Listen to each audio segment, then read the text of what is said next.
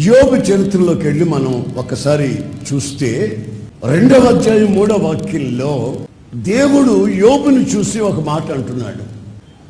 యోబు ఇక్కడ నిల్చున్నాడండి, సాతానుగాడు ఇలా నిల్చున్నాడు, దేవుడు ఇక్కడ నిల్చున్నాడు.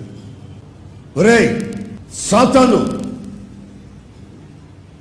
ఈ యోబుని గురించి నువ్వేమన్నా ఆలోచించావా? ఈ యోబు ఎవరనుకున్నావు?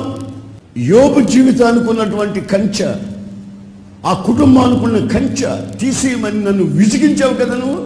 అకారణంగా నేను కంచె తీసేశాను కదా, అయినను ఇంకా ఇతను యథార్థవంతుడై ఉన్నాడు. ఆమేన్, ప్రైజ్ ది లార్డ్.